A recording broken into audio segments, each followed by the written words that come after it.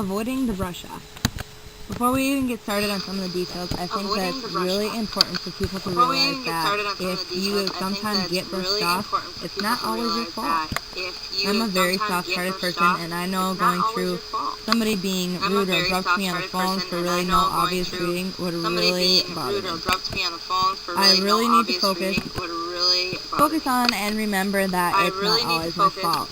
There are some things that could be going on in their workday. They could be waiting on an important call, and you just happen to call, and everybody's went through that. It's kind of irritating.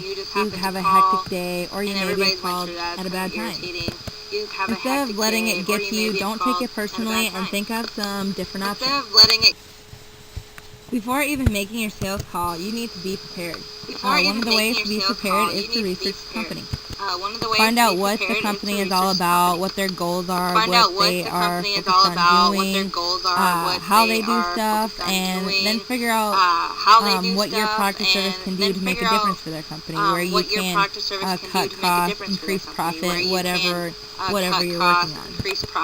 By being informed, you can earn their trust, which makes communicating with them and figuring something out do a lot easier. And it makes it a lot more likely that something is going to come out of your conversation. Everyone who's making sales calls is at some point going to get brushed off. So instead of letting it bother you or just skipping that person, let's discuss some different options. Like having your responses already ready and thought out before you make the call. Be prepared with some responses in case of a brush off.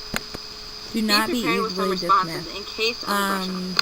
A lot of people, when you get on the phone to make a sales call, they'll try to get you off the phone by saying, send me a brochure, or just send me something, and I'll look at it later. A typical response to somebody saying, send me a brochure, maybe, oh yeah, sure, we'll send you a brochure, I'll get that right out in a minute. Instead of doing that, maybe consider saying, yeah, I'll get a brochure right out to you, but I'm prepared right now to discuss what we can do to help your company, and be prepared.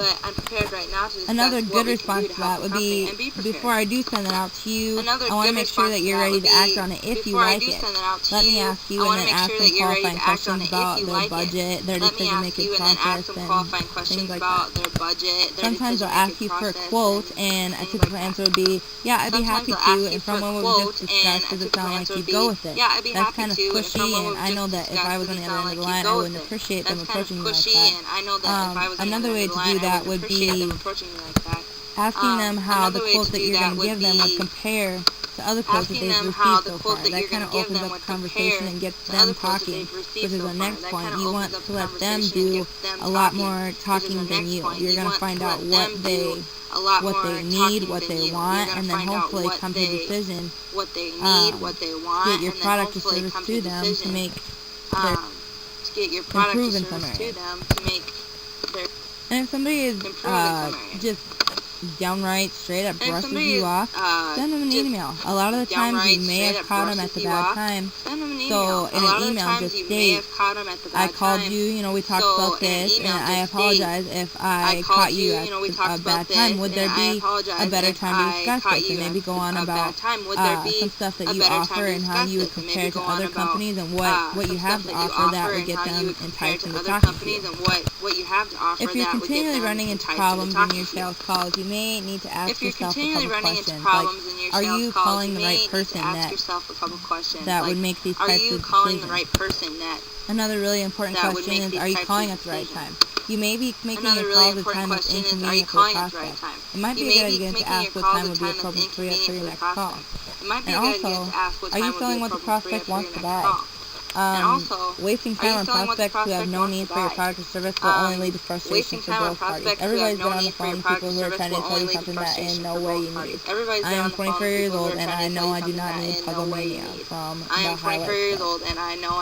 But yet they continue to call and ask me if I want them, which I'm not sure why. Overall, the important things to remember are you need to be prepared to research on the company, have your responses ready, and don't get frustrated making these types of phone calls.